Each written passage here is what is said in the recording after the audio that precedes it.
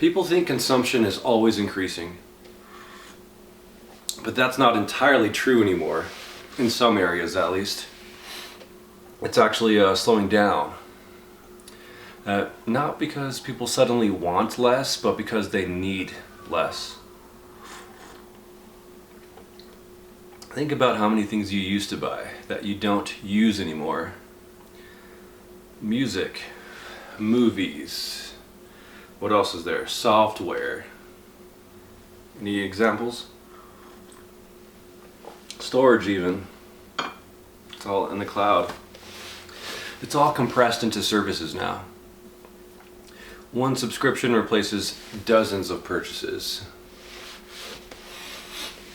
So you have what was convenient, but now you have a reduction in consumption per person of tangible things. You can look at physical goods even. Phones last longer. Cars last longer. Clothes don't need to be replaced as often if you have good quality stuff. Tools are shared, rented, or accessed instead of owned.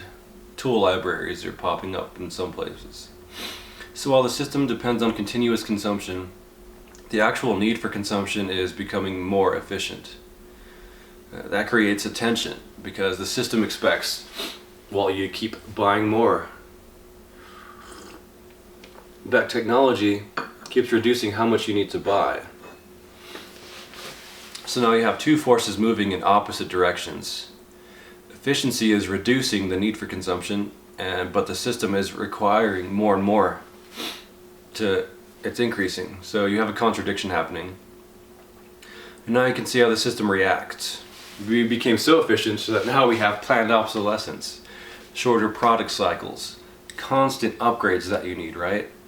Artificial reasons to replace things that still work just fine. Because we all know if consumption slows down, growth slows down. The almighty growth, 3% per year, right, for GDP. And if growth slows down, the system becomes unstable. So it has to push you to keep consuming, even when you don't actually need more. That's why it feels like there's always a pressure to upgrade. Always something new, always something slightly better.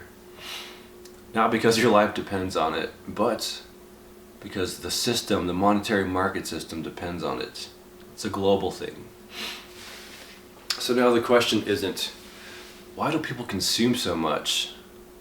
It's, why does the system require them to? That's pretty profound. Why don't you answer that in the comments? Infinite growth on a finite planet. Does that make sense? Are we respecting the biosphere?